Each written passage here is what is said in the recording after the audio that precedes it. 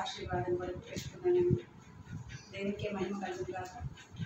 ఈ కోరిక సత్యవాక్య సహవాసం ద్వారా మా గృహంలో పెట్టుకున్నాను.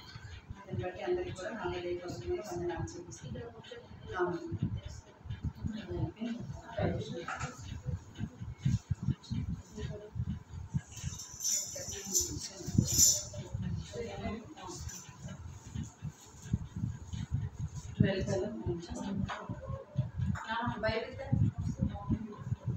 దేవుని నామానికి స్తోత్రములు.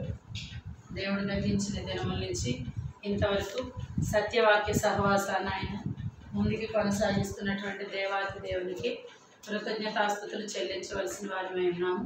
ఇంతవరకు దేవుడు పాటల ద్వారా తన నామాన్ని మహిమపరుచుకున్నాడు. అలాగే వాక్యం ద్వారా, ఆరాధన ద్వారా అన్ని విషయముల్లోనూ యేసుక్రీస్తు నామమునకు మాత్రమే మహిమ కలుగునుగాక. దేవునికి స్తోత్రం కలుగునుగాక. అందరూ రెండు చేతులెత్తి స్తోత్రం స్తోత్రం స్తోత్రం స్తోత్రం స్తోత్రం స్తోత్రం స్తోత్రం. సర్వాధికారి నీకు వందనాలు వందనాలు వందనాలు వందనాలు నాయన. శక్తిమంతుడా, బలమైన దేవుడా, కృప కలిగిన మా దేవా, నీ పరిశుద్ధమైన నామానికి వందనాలు తెలియపరుస్తున్నాం ప్రభా.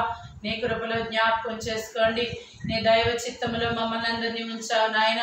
అనేక మంది ఉన్నప్పటికీ ఏర్పరచబడిన వారు కొందరు మాత్రమే నాయన.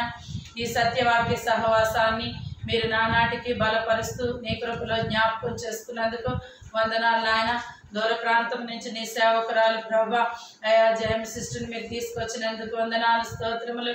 అలాగనే ప్రభా బిడ్డలందరినీ దూర దూర ప్రాంతాల నుంచి నాయన ఈ స్థలానికి చేర్చావంటే అది కేవలం నీ కృపను బట్టి మాత్రమే నాయన. నీ చిత్తంలో మీరు జ్ఞాపకం చేసుకున్నందుకు వందనాలు. మరి ఇప్పుడు ఏ వాక్యం ద్వారా అయితే ప్రభా మీరు మాతో మాట్లాడనై ఉన్నారు ప్రభా, అందుని బట్టి మీకు వందనాలు నాయన. మాట్లాడువాడు నీవై ఉన్నందుకు వందనాలు ప్రభా. మానవ స్వరాన్ని మరుగుపరచని పరిశుద్ధాత్మదేవుడా, నీ చిత్తంలో ఉన్నటువంటి వాక్య భాగాన్ని ఈ దినమందు మీరు మాకు అందరికీ అందించమని ప్రార్థిస్తున్నాం. నీ కాపుదలలోనూ నీ భద్రతలోనూ నడిపించండి అయ్యా. ఇదిగో నీ కుమార్తె ఆశీర్వాదములు కొరకైనటువంటి నాయన కోడికి అవును ప్రభా, వారి కుటుంబంలో అనేకమైన భయంకరమైన సంఘటనలు, మరి ముఖ్యంగా యజమానుడిని కోల్పోయినప్పటికీ నీ ప్రభా నువ్వు నడిపిస్తున్నావు, పోషిస్తున్నావు. అందుని బట్టి వందనాలు. వారి కుటుంబంలోనికి ఆశీర్వాదములు దయచేయండి. అలాగనే వచ్చిన బిడ్డలందరితో మీరు మాట్లాడండి అయ్యా. నీకు వందనాలు. ఆశీర్వాదములు అడిగే స్థితిలో అయితే ఇప్పుడు మేము లేము నాయన. నీ రాకడ దినాల్లో ఉన్నాము తండ్రి. యేసయ్యా నీవు వస్తున్నావు ప్రభా. అయ్యా నీ కొరకు సిద్ధపాటు కలిగి మేము జీవించాలి. మాలో ఏమి నాయన అభ్యంతరకరంగా అసహ్యకరముగా ఉన్నాయో ప్రభా వాటిని విడిచిపెట్టి తండ్రి నీ కొరకు నడవడానికి నీ కృప అనుగ్రహించండి. పరిశుద్ధాత్మదేవుడా, ఇదిగో ఈ సత్యవాక్య సహవాసంలో ఎంతమంది అయితే ఉన్నారో ప్రభా ప్రతి కుటుంబమును నీ చేతులకు అప్పగిస్తున్నా ప్రభా. ప్రతి కుటుంబాన్ని మీరు దర్శించమని ప్రార్థిస్తూ ఈ వాక్య భాగం నాయన నీ చిత్తములో నడిపించి నీ దాసరాలను నన్ను బలపరచు నాయన. నా స్వరాన్ని మరుగుపరచండి నాయన. ఇక్కడ మాట్లాడేది నీవే నాయన. ఆత్మ చెప్పుచున్న మాట చెవి గలవాడు వినుగా కన్నవుతాను. నీ మాటలు మీరు మాకు విత్తుచున్నవానికి వినుచున్నవానికి బహుబలమైన మార్పును దయచేయమని ఈ వాక్య భాగం నాయన నువ్వు నడిపించి మహిమ పొందమని యేసుక్రీస్తు నామంలో ప్రార్థించి అడిగి పొంది ఉన్నాం పరమ తండ్రి. ఆమేన్ ఆమేన్. దయచేసి అందరూ ఎదురుగా కూర్చుంటే నాకు వాక్యం చెప్తున్నప్పుడు ఏం సిస్టర్ మీరు కూడా వాక్య భాగంలోనికి వెళ్దామండి. నేను 2-3 సార్లు ఆశీర్వాదం కొరకే వాక్యాలు తీశాను ఉదయకాలము, నిన్న మొన్న నుంచి. ఎందుకంటే ఎక్కడికైనా మనం ఒక ప్రదేశానికి వాక్యానికి వెళ్తున్నప్పుడు ప్రార్థన చేయడం నాకు అలవాటు. ఎప్పుడు వాక్యాన్ని అంటే ఇంతకుముందు నేను గంటలు గంటలు వాక్యం ప్రిపేర్ అయ్యేదాన్ని. గంటలు వాక్యం ప్రిపేర్ అయ్యి అక్కడికి వెళ్తే నేను ప్రిపేర్ అయిన మెసేజ్ వేరేది ఉండేది, నేను చెప్తున్నటువంటి మెసేజ్ వేరేగా ఉండేది. దేవునికి స్తోత్రం కలుగునుగా. కాబట్టి ఈ దినమందు ప్రభువు మనతో ఏం మాట్లాడుతున్నాడు? సామెతల గ్రంథము సొలొమోను రాసినటువంటి సామెతలు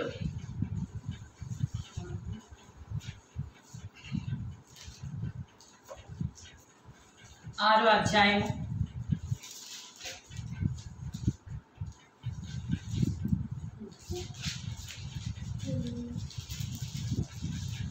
6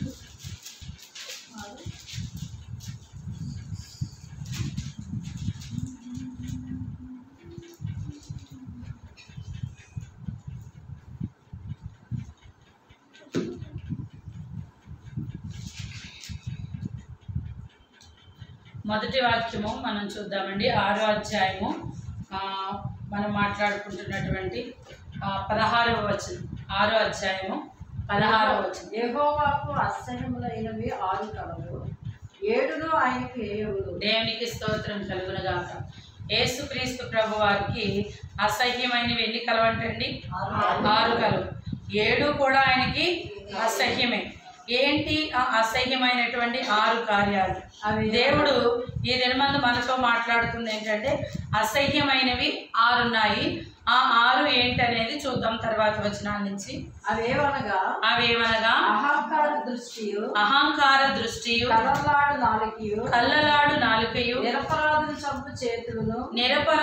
చంపు చేతులను, దుర్యాలోచనలు యోచించు హృదయమును, కీడు చేయుటకు త్వరపడి పరుగులెత్తు పాదములను, లేని వాటిని పలుకు అబద్ధ సాక్షియు, అన్నదమ్ములలో జగడము పుట్టించువాడును. నా కుమారుడా నీ తండ్రి ఆజ్ఞను గైకొనుము, నీ తల్లి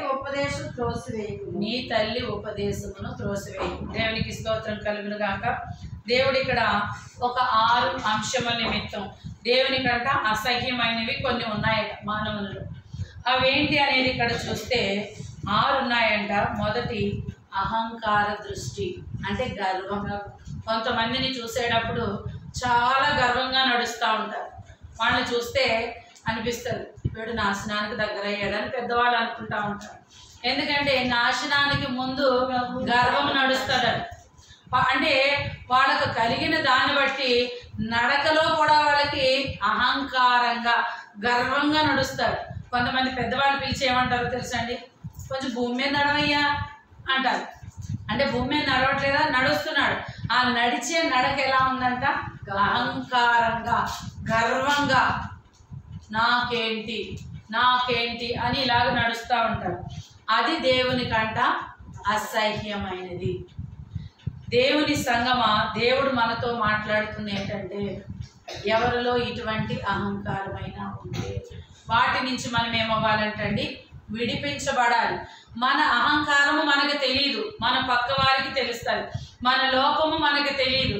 ఎందుకంటే మనకు తెలియదు కాబట్టే మనం తయారవుతున్నప్పుడు మనం ముందు ఒక అర్థాన్ని పెట్టుకుంటాం. ఎందుకని? ఏమన్నా లోపం ఉందేమో అని చూసుకుంటాం అన్నమాట. ఏమైనా లోపం ఉందేమో అని చూసుకుంటాం. అంటే బైబిల్ గ్రంథము మనకి అద్దము వంటిది. బైబిల్ గ్రంథం మనకి అద్దము వంటిది. ఆ అద్దములో మన ముఖ కవళికలు చూసుకుని, అరే సరిగా ఇక్కడ పౌడర్ అంటుకోలేదే, సరిగా ఇక్కడ బాగాలేదే, ఫేస్ పింపుల్స్ వచ్చేసినాయే అని మనం ఏం చేసుకుంటాం? చూసి సరి చేసుకుంటాం. అలాగే మనము ఉదయాన్నే లేచి బైబిల్ అనే అద్దములో మన ముఖ కవళికలను గమనించుకోవాలి. దేవునికి స్తోత్రం కలుగును గాక. ఇక్కడ 6 కలవు అని అనగానే మనం ఏమనుకోవాలి? ప్రభువా నాలో ఏది ఉంది నాకు తెలియదు కాబట్టి నా పక్కనున్న వారు నాకు తెలియపరిచేటట్టుగా చేయండి. కానీ మనం ఏం చేస్తామంటే కొన్ని చెప్తా ఉంటాం, ఇలా చేస్తున్నావు కదరా ఇది మంచిది కాదంటే, నువ్వేమన్నా తప్పు చేసావా అంటే దేవుడు వాళ్ళని మనకి ఎందుకు ఇచ్చాడు? హెచ్చరించుట కొరకు ఇచ్చాడు. చెక్కబడాలి. ఒక పొయ్యను తీసుకుని దాన్ని శిల్పి చెక్కుతా ఉంటాడు. అరే ఇంకా సరిగ్గా రాలేదు, ఇంకా బాగా రాలేదని చెక్కుతా ఉంటే అంతా అయిపోయిన తర్వాత అది ప్రజెంటేషన్ ఇచ్చేటప్పుడు ఒక వ్యక్తిని పిలిచి, ఎందుకంటే నేనే రూపం తీశాను కాబట్టి అందులో వంకలు నాకు కనిపించవు, వేరే వ్యక్తిని తీసుకొచ్చి బాగుందా అంటే ఒకసారి చూస్తారు, కొంచెం ఇది ఇలా ఉంటే బాగుండేది, కొంచెం ముక్కు ఇలా, అంటే మనము చేసింది మనము చేస్తున్నవి మనకి తెలియవు. అవి తెలియవు కాబట్టి అహంకార దృష్టి మనల్ని వెంబడిస్తుంది. ఇది దేవుని దగ్గర నుంచి వచ్చింది కాదు, సాతానికి సంబంధించిన కార్యములు. మొదటిగా మనము చూస్తే అహంకార దృష్టి. రెండవదిగా అంటే ఇది ఎవరికి? యెహోవాకు అసహ్యం. ఒకవేళ నీ స్నేహితులకి నీ కుటుంబీకులకి మంచిది కావచ్చు, కానీ ఇది ఎవరికి అసహ్యము? యెహోవాకు అసహ్యం. ఎందుకంటే ఆయన బిడ్డలుగా మనం ఉన్నాం కాబట్టి. ఇప్పుడు ఆయన పిలిస్తే వెళ్ళాలి, ఎవరో పిలిస్తే వెళ్ళకూడదు. మనం ఎందుకు సిద్ధపడుతున్నాము? ఎందుకు మనల్ని మనం కడుక్కుంటున్నాము, ఎందుకు మనల్ని మనం శుద్ధీకరించుకుంటున్నామంటే ఏవైనా మనలో చెడ్డవి ఉన్నప్పుడు, ఏవైనా మనవి చెడ్డవి ఉన్నప్పుడు. అందుకే అంటారు కదా, వాని వాని క్రియల చొప్పున. ఒక్కసారి చూద్దామండి. ప్రకటన గ్రంథము మనం ఆల్రెడీ ధ్యానిస్తానే ఉన్నాము. 22వ అధ్యాయము, ప్రకటన గ్రంథము 22వ అధ్యాయము 12వ వచనం. ఇదిగో త్వరగా వచ్చుచున్నాను, ఇదిగో త్వరగా వచ్చుచున్నాను, వాని వాని క్రియ చొప్పున వాని వాని క్రియ చొప్పున ప్రతివానికి ఇచ్చుటకు నేను సిద్ధపరిచిన జీతము నా యొద్ద ఉన్నది. దేవునికి స్తోత్రం. అంటే సేవకులైనా సేవకురాండ్రైనా విశ్వాసులైనా ఇక్కడ ఏమైనా దేవుని కొరకు మనం చేస్తే ఇక్కడ జీతం తీసుకుంటే అక్కడ జీతం ఉండదంట. ఇక్కడ తీసుకుంటే అక్కడ ఉండదు. ఏమంటున్నాడు ఆయన? నేను త్వరగా వస్తున్నాను, వాని వాని క్రియల చొప్పున, వాని వాని క్రియల చొప్పున జీతం ఇచ్చుట కొరకు నా దగ్గర ఉన్నవి. దేవునికి స్తోత్రం కలుగును గాక. కాబట్టి ఇక్కడ దేవుడు ఏం మాట్లాడుతున్నాడంటే, మీరు మంచి చేసినా చెడ్డ చేసినా, మంచివైనను సరే చెడ్డమైనను సరే, మీకు ఏవైనను సరే జీతము నా యొద్ద కలదు, జీతము నా యొద్ద కలదు. దేవునికి దయచేసి మాట్లాడకుండా ఉంటే మంచిది. ఎందుకంటే దేవుడు ఆదరణకు కర్త, దేవుడు ఆదరణకు కర్త. కాబట్టి వాని వాని క్రియల చొప్పున ప్రతిఫలం ఇచ్చుటకు జీతము నా యొద్ద కలదు. దాని ముందు ఒక వాక్యం ఉందండి. ఈ వాక్యం చదివితే మనకు అర్థమైపోద్ది. ఈ వాక్యం చదివితే మనకి అర్థమైపోద్ది. ప్రకటన గ్రంథము 22వ అధ్యాయము 11వ వచనం. అన్యాయము చేయువాడు ఇంకను అన్యాయమే చేయనిమ్ము, అపవిత్రుడైన వాడు ఇంకను అపవిత్రుడుగానే ఉండనిమ్ము, నీతిమంతుడు ఇంకను నీతిమంతుడుగానే ఉండనిమ్ము, పరిశుద్ధుడు ఇంకను పరిశుద్ధుడుగానే ఉండనిమ్ము. దేవునికి స్తోత్రం కలుగును గాక. అంటే మనకి నాకు కూడా కొంత విసుకొచ్చేసిందండి.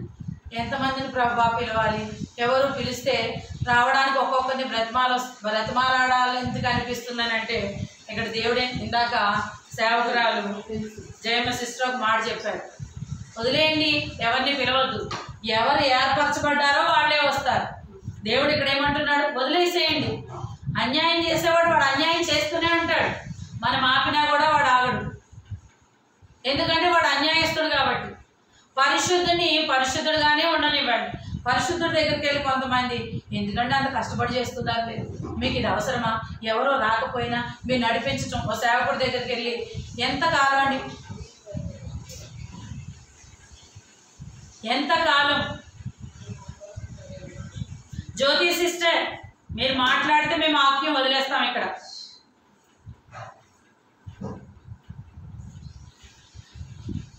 ఇది రికార్డ్ అవుతుందని తెలుసు, అయినప్పటికీ మాట్లాడుతున్నామంటే ఏమనుకోవాలి? ఎందుకంటే అన్యాయం చేసేవాడు అన్యాయస్తుడుగానే ఉంచమన్నాడు. మనం మార్చుదామన్నా కూడా వాళ్ళు మారరట. మార్చుదామన్నా కూడా వాళ్ళు మారరు. పరిశుద్ధుని పరిశుద్ధుడుగానే ఉండనివ్వండి. కానీ సిద్ధపడే సంగమా, ప్రదానము చేయబడిన సంగమా, పెండ్లి కుమారుడి కొరకు ఎదురు చూస్తున్న సంగమా, జాగ్రత్త సుమ. ఏమి మనలో ఉన్నాయి? దేవునికి అసహ్యమైనవి 6 కార్యాలు ఉన్నాయట. మొదటిగా అహంకారాన్ని విడిచిపెడదాం. అహంకారాన్ని అసలు యేసుప్రభు వారు ఒక మాట అన్నాడండి, బుద్ధి లేని కన్యకల్ని మీరేదో తప్పు చేశారు అని కాదు, అక్రమము అంటే క్రమము లేదు. నేను ఇప్పుడు కూడా అరుస్తున్నది అదే, క్రమం ఉండాలి. ఎందుకంటే దేవుడు ఏమన్నాడు? వాళ్ళు అంటున్నారు, ప్రభా నీ నామమును మేము ప్రవచించలేదా, నీ నామమును దెయ్యాలను వెళ్ళగొట్టలేదా, ఎన్నో కార్యాలు చేశామంటున్నారు. దేవుడు ఒక్కటే మాట అంటున్నారు, అక్రమము చేయవాళ్ళగా నా యొద్ద నుండి. ఏంటా అక్రమం? నేను వస్తానని తెలిసి మీ సిద్ధుల్లో నూనె ఎందుకు ఉంచుకోలేదు? అది మీ లోపం. అప్పటికప్పుడు మీరు కొట్టు దగ్గరికి వెళ్తే నూనె దొరుకుతుందా? అప్పుడప్పుడు సిద్ధపడదామంటే సిద్ధపాటు ఉంటుందా? సిద్ధపాటు కావాలి. దేని విషయమైనా కూడా సిద్ధపాటు కలిగి ఉండాలి. రెండవదిగా మనం చూస్తే కళ్ళలాడు నాలుకయు, దేవునికి స్తోత్రం. ఈ నాలుక ఎప్పుడు ఏం చేస్తుందంట? గొడవలు పెడుతూనే ఉంటుంది. ఈ నాలుక ఎప్పుడు కూడా గొడవలు పెడుతూనే ఉంటుందంట. ఒక సహోదరు వచ్చి తన బాధను చెప్పుకుంది అనుకోండి, ఆమె ఏదో ఆమె బాధ చెప్పుకోవడానికి వచ్చింది. సాధ్యమైతే ఓదార్చు, కాసేపు వినండి. వినకపోయి మనం ముందే చెప్తున్నాం అనుకోండి, అవతల వ్యక్తికి ఏమనిపిస్తుంది తెలుసా? నేను ఎంత కష్టంలో ఉండొచ్చాను, నా బాధ ఒక్కసారైనా అర్థం చేసుకుంటూ వినాలి. ఫస్ట్ ఎప్పుడైనా ఎదుటి వ్యక్తి ఏమన్నా మాట్లాడుతున్నప్పుడు పూర్తిగా వినాలి. మాట్లాడుటకు నిదానించువాడునని వాక్యంలో ఉంది. అంటే వాళ్ళు చాలా బాధలో ఉన్నారు, మనం వినాలి. ఫస్ట్ వాళ్ళు ఏం చెప్తున్నారు పూర్తిగా విన్న తర్వాత అప్పుడు మనం మాట్లాడాలి. ఎందుకంటే వాళ్ళకున్న కోపము, వాళ్ళకున్న ఆవేశము, వారికున్న బాధ అంతా పూర్తిగా విని మనము వారి ద్వారా కలిసినట్టుగా మాట్లాడి నెమ్మదిగా మాట్లాడి సరేరా ప్రార్థన చేద్దామా? ఎందుకంటే ప్రార్థన కన్నా గొప్ప ఫలితం ఇచ్చేది నా మాటలు కాదు, నా ఓదార్పు కాదు అని నెమ్మదిగా వాళ్ళని ఏం చేయాలి? మన దారిలోకి తీసుకోవాలి. చిన్నపిల్లలు ఉన్నారనుకోండి, టీచర్ ఏం చేస్తుంది? వెళ్ళి కొడితే డిఫరెంట్ టైప్స్ ఆఫ్ స్టూడెంట్స్ ఉంటారు. ఒకరు కొడితే వింటారు, ఒకరు తిడితే వింటారు, ఒకరు కళ్ళతో సైడ్ చేస్తే వింటారు, కొంతమంది ఏం చేసినా వినరు. అప్పుడు ప్రేమతో మాట్లాడి, అది కూడా వినకపోతే వారికి కేటాయించబడినటువంటి ఒక స్థలం ఉంటుంది. అంటే వినకపోతే అంటే కఠినంగా శిక్షించి ప్రేమించి ఏం చేసినా వినట్లేదు అనుకోండి, వాళ్ళు ఏది చేసినా కూడా ఇంక వినరు. కానీ ప్రయత్నం చేయడం తప్పులేదు. ఇక్కడ ఏంటంటే నాలుక, ఈ నాలుక ఎందుకు ఉండాలి? దేవుణ్ణి స్తుతించే విధంగా ఉండాలి. మనం యాకోబు పత్రిక 3వ అధ్యాయంలో చూసాం కదా, పాప ప్రపంచమై ఉందట. ఈ నాలుక పాప ప్రపంచమై ఉందంట. ఒకసారి చూద్దామండి నాలుక గురించి. యాకోబు రాసిన పత్రిక 3వ అధ్యాయము 6, 7, 8 వచనాలు. నాలుక అగ్నియే, నాలుక మన అవయవములలో ఉంచబడిన పాప ప్రపంచమై సర్వ శరీరమునకు మాలిన్యము కలుగచేయుచు ప్రకృతి చక్రమునకు చిచ్చు పెట్టును. అది నరకము చేత చిచ్చు పెట్టబడును. మృగపక్షి సర్ప జల చరములలో ప్రతి జాతియు నరజాతి చేత సాధు కాజాలను సాధు ఆయను గాని ఏ నరుడును నాలుకను సాధు చేయనేరడు. అది మరణకరమైన విషముతో నిండినది. అది నిరర్గళకమైన దుష్టత్వమే. ఇక్కడ మంచి పాయింట్ ఒకటి ఉంది చూడండి. దీనితో తండ్రి అయిన ప్రభువుని స్తుతించును, దీనితోనే దేవుని పోలికగా పుట్టిన మనుషులను శపించును. దేవునికి స్తోత్రం. అంటే దేవుడు ఏమంటున్నాడంటే, ఒక మానవుడు ఒక పక్షిని కానీ ఒక జంతువుని కానీ సాధు చేయగలుగుతున్నాడట. కానీ ఈ మానవునికున్న నాలికను ఎవరు అంటే ఎవరు సరైన రీతిలో పెట్టలేకపోతున్నారట. ఎందుకు ఏమంటున్నాడంటే, ఆ నోటితోనే దేవుని స్తుతిస్తారట, మళ్ళీ అదే నోటితో దేవుని పోలికగా పుట్టిన వారిని శపిస్తారు. అంటే అందుకే అక్కడ లాస్ట్ వచనంలో ఒక మాట ఉంటుంది. ఏమని ఉంటుందంటే, ఒక బావి నుంచి మంచి నీరు చేదు నీరు ఉబ్బుకునా, మరి ఒక మానవుని యొక్క నాలుక నుంచి నోటి నుంచి ఆశీర్వాద వచనము శాప వచనము వచ్చునా? రాకూడదు కదండి. ఇప్పుడు దేవుడు ఏం చెప్తున్నాడంటే, ఈ కడవరి దినాల్లో ఏది కాసుకుంటే మంచివాడట?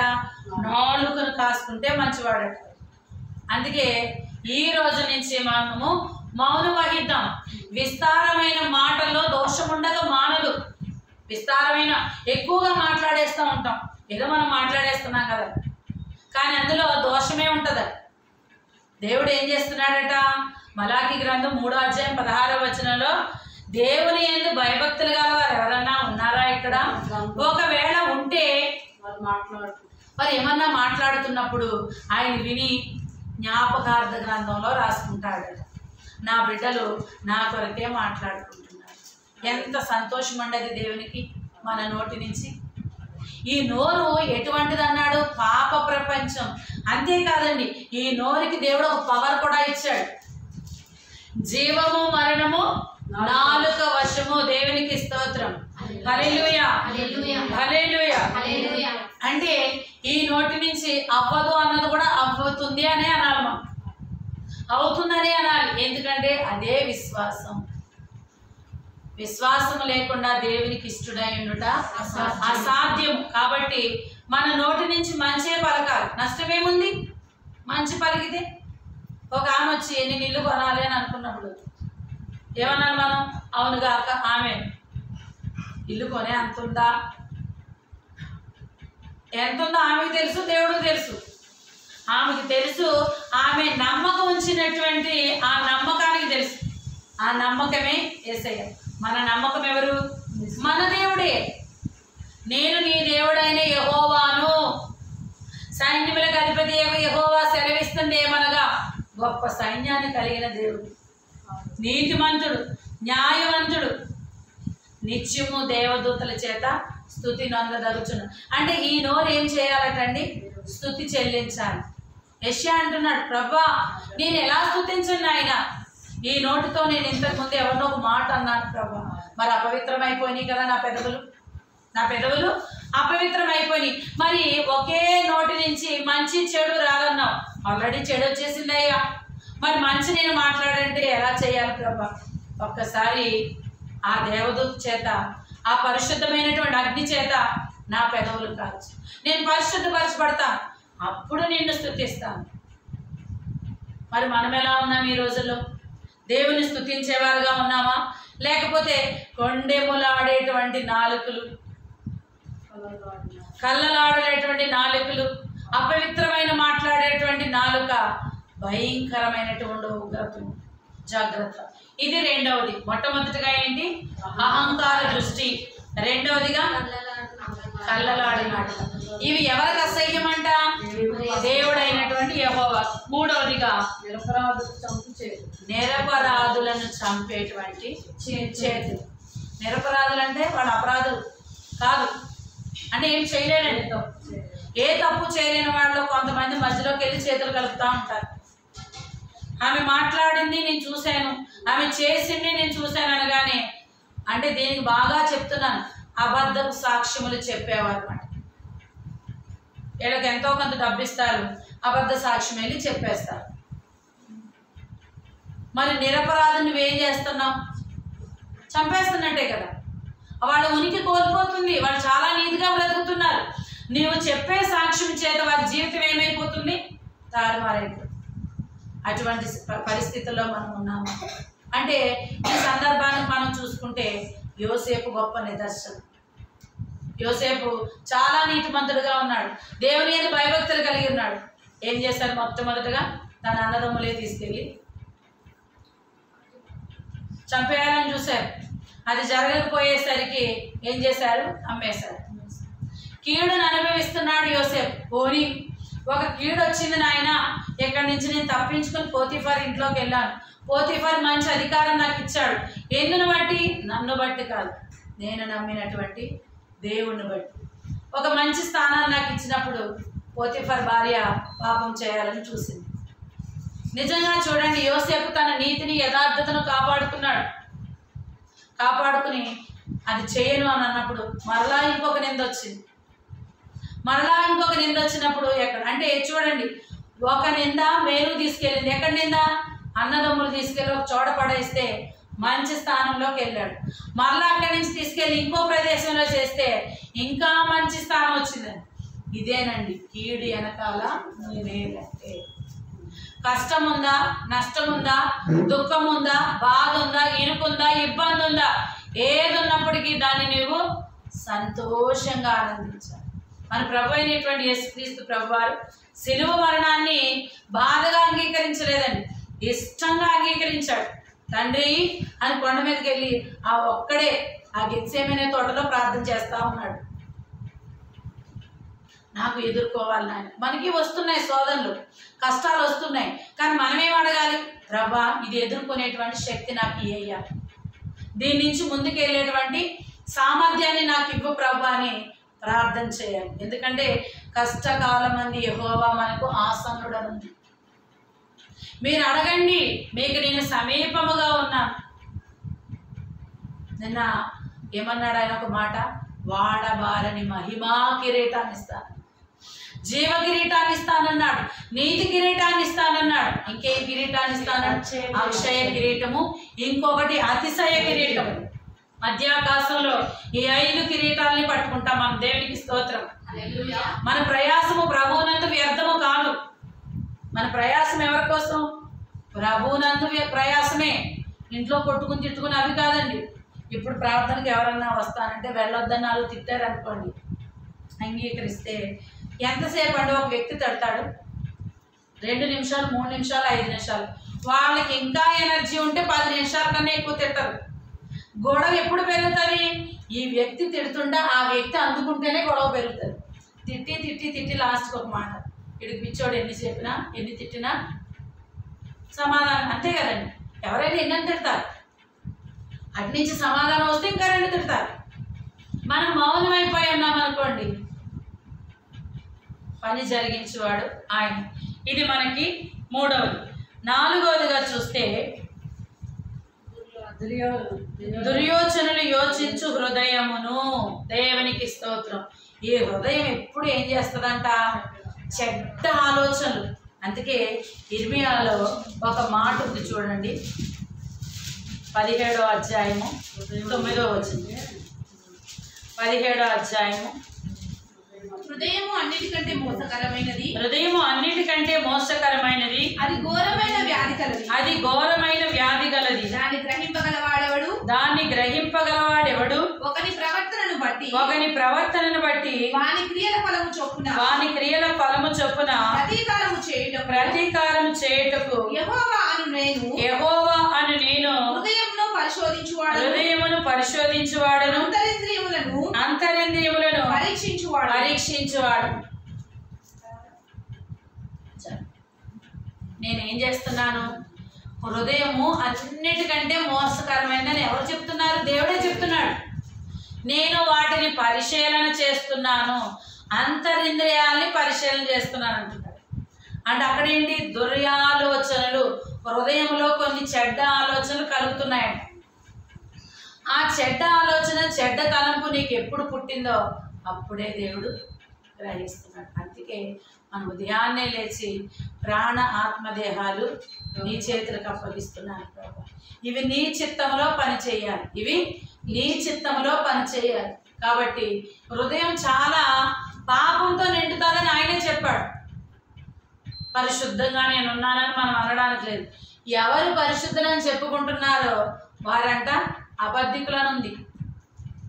ఎవరు నేను పరిశుద్ధుని, నేనే తప్పు చేయలేదు, నేనే నింద మొయ్యలేదు, కానీ మనం ఆ మాట అనడానికి సరి తగిన వాళ్ళం కాదు. ప్రభు అయినటువంటి యేసుక్రీస్తును ఆయన నింద మోపుతున్నారు. ఇప్పటికీ ఆయన పైన నింద మోపుతున్నారు తెలుసా అండి. మగ్దలేని మరియతో అని కొంతమంది, యేసు ప్రభు వారికి వివాహమైందని కొంతమంది భయంకరమైన మాటలు మాట్లాడుతున్నారు. మరి భూమిని ఆకాశాన్ని సృష్టించినటువంటి దేవునికి ఏదైనా అసాధ్యమైనది ఉన్నదా? మరి అలాంటి మాటలు మాట్లాడుచున్న వారి మీద దేవుడు ఉగ్రత చూపించలేడా? చూపిస్తాడు. కానీ కనికరము కలిగిన దేవుడు కనికరాన్ని చూపిస్తున్నాడు. మన తండ్రి మనకి మాదిరి చూపించి వెళ్ళాడు. ఇది ఒక అసహ్యమైన కార్యము. 4వదిగా కీడు చేయుటకు త్వరపడి పరుగులెత్తి పాదములు. చూడండి ఈ పాదాలు ఎలా ఉంటాయంట. ఎప్పుడు ఒక్కొక్క స్త్రీ చూడండి, ఈ మాట పురుషులకు రాలేదు, అక్కడ స్త్రీలకే వస్తాయి. పురుషులు ఇప్పుడు 2 ఒకటైపోయినాయి. స్త్రీ లేదు, పురుషుడు లేదు, ఏ భేదం లేదు. ఇంతకుముందు ఈ మాట స్త్రీలకి ఎందుకు వచ్చిందో తెలుసా అండి? పురుషులు ఉద్యోగానికి వెళ్ళేవారు, స్త్రీలు ఇంటి దగ్గర ఉండేవారు. ఇప్పుడు అలా లేదు, ఇద్దరు ఉద్యోగానికి వెళ్తున్నారు. ఒకవేళ డిఫరెంట్, స్త్రీ ఉద్యోగానికి వెళ్ళి పురుషుడు కూడా ఇంట్లో ఉంటున్నారు. పాదాలు ఎప్పుడు నిలబడవంట. వాళ్ళ ఇంటికి వెళ్దామా, వీళ్ళ ఇంటికి వెళ్దామా, జేమ్స్ సిస్టర్ ఏమనుకుంటుంది? ఒకవేళ జేమ్స్ సిస్టర్ వచ్చి ఎవరితోనే మాట్లాడింది అనుకోండి, ఆమె మనకి ఇక్కడ కొంచెం డిస్టర్బెన్స్ కాకూడదని నెమ్మదిగా మాట్లాడుతుంది అనుకో, ఏం మాట్లాడుతుందో నా కోసమేనా అని పాదాలు అటు ఇటు తిరుగుతూ ఉంటాయట. ఈ పాదములు అటు ఇటు. కానీ ఈ పాదాలు దేనికి ఉండాలంట? సువార్త చెప్పడములో. సువార్త చెప్పే పాదాలు ఎటువంటి అంట? సుందరములు. అంటే అటు ఇటు ఆ విధంగా ఈ విధంగా తిరిగి పాపములో పడద్రోసే పాదముల కంటే సువార్త ఎల్లు. నిజమే, యస్మన్ సిస్టర్ ఒకరే ఉన్నట్టున్నారు, ఎవరు లేరు కదా. ఈ సమయంలో వెళ్తే ఆవిడకి ఏదో ఒక విధంగా మనం సువార్తను ప్రకటించవచ్చు, మన జీవితంలో జరిగినవి చెప్పవచ్చు. దీనికోసం మనం ఎదుర్కోవాలి, దీనికోసం. ఎందుకంటే మనము ఒక కమిట్మెంట్ ఇచ్చామంటే దాని మీద నిలబడాలి. ఉదయాన్నే నేను పని వచ్చిన తర్వాత వద్దాం అనుకున్నాను, ఆమె రాలే. ఒక షెడ్యూల్ ప్రిపేర్ చేసుకున్నాం, ఆమె వస్తే రాని, రాకపోతే రాని, తాళం వేసుకుని వచ్చేసాను. మనము అంటే రోజు వచ్చేదానికన్నా సాతాను వాళ్ళు ఇంకా ఆలస్యం చేస్తారు. కాబట్టి మనం ఏంటి? గుర్తెరగాలి, మనము దేవుని బిడ్డలు. అసహ్యమైనటువంటి కార్యాన్ని కూడా మనలోంచి తొలగించుకోవాలి. తర్వాత చూస్తే లేని వాటిని పలుకు అబద్ధ సాక్షి. ఇది ఎలా జరుగుతుందంటే, ఏదన్నా మాట చెప్తే ఒక్కటే ఫస్ట్ అవునా, నిజమా, నాకు తెలియదే. ఈ 3 మాటలు అనగానే అవునా అంటే ఏమి తెలీదు, నిజమా అంటే అబద్ధం చెప్పినా నమ్మేస్తుంది, నాకు తెలీదు అంటే ఏం తెలీదు, నేనేం చెప్పినా వినేస్తుంది అని అక్కడికి సాతాను ప్రవేశిస్తుంది. కాబట్టి మనం ఏ విషయంలోనైనా మితముగా మాట్లాడే వారంగా ముందుముగాక. ఎందుకంటే అబద్ధ సాక్ష్యం ఎందుకు చెప్తున్నాం? అబద్ధాలకి జనకుడు ఎవరు? సాతాను. మరి అబద్ధాలు చెప్పేవారందరూ ఎవరి పిల్లలు? సాతాను పిల్లలు. ఇది గ్రహించాలి. మనం ఇది గ్రహించకుండా ఏం చేస్తాం అంటే కొన్ని సందర్భాల్లో మనకు తెలియకుండానే అబద్ధం వచ్చేస్తుంది, తెలుసా అండి? మనకి తెలియకుండానే అబద్ధం వచ్చేస్తుంది. అందుని బట్టే దేవుడు మొదటి కీర్తనలో మొదటి చరణంలో మాటలు, దుష్టుల ఆలోచన. అసలు దుష్టులు అని తెలిసి నువ్వు ఎందుకు వెళ్ళావు? వెళ్తే వచ్చేస్తాయి. మరి అక్కడికి వెళ్ళడమే తప్పు. నడవద్దు, నుంచోవద్దు, కూర్చోవద్దు అని దేవుడు ఖండితంగా చెప్పాడు. కొన్ని మనం ఒకప్పుడు అందరూ సినిమాలు చూసిన వాళ్ళే కదా, కొన్ని పూజలు చేసి వాళ్ళు ఇస్తారు. నువ్వు వెళ్తున్నప్పుడు వెనకాల ఏమన్నా వినపడినా ఆగొద్దు, నీ ముందు కనిపించినా మాట్లాడొద్దు అంటే అప్పుడు ఎంత శ్రద్ధగా పాటిస్తామో. మరి దేవుడు అదే చెప్తున్నాడు. అక్కడ నుంచున్నావా, అక్కడ కూర్చున్నావా, వాళ్ళతో మాట్లాడేవా, నీకు తెలియని మాట నీ నోట్లోంచి వస్తుంది. ఆ అపవిత్రత ఎవరిని చుట్టుకుంటుంది? నిన్ను చుట్టుకుంటుంది. అంటే దుష్టుల దగ్గరికి వెళ్ళొద్దు, అపహాసులు కూర్చున్న చోటున కూర్చుండొద్దు. కాబట్టి తర్వాత అన్నదమ్ములలో జగడములు పుట్టించువాడు. ఇది ఎక్కువైపోయిందండి. అన్నదమ్ములు, అక్క చెల్లెళ్ళు, అమ్మ కూతురు, భార్యాభర్త. మనం ప్రార్థిస్తున్నాం కదండి. నాకు ఎన్నో సంవత్సరాల నుంచి భారంతో ఇచ్చిన ప్రార్థన అంశం ఏంటో తెలుసా అండి? భార్యాభర్తల బంధాన్ని పాడు చేస్తున్న దురాత్మశక్తిని పగలగొట్టాలి. కొండను పగలగొట్టినట్లు పగలగొట్టాలి. ఇనుప దండముతో నీ వారిని ఏలుబడి చేస్తావని కీర్తన 2:9 దేవుడు మాట్లాడాడు. ఎప్పుడైతే మనము కొండను పగలగొట్టినటువంటి ఆ విధంగా పగలగొట్టాము, ఇనుప దండం దేవుడిస్తాడు. మళ్ళీ అదే మాట మనం మొన్న చూసాం ప్రకటన గ్రంథం తెస్సలోనికల పత్రికలో. సంఘముల గురించి మాట్లాడుతున్నప్పుడు ఒకసారి చూద్దామండి. మొదట కీర్తన 2వ అధ్యాయము 9వ వచనం చూస్తే, 2వ అధ్యాయము 9వ వచనం.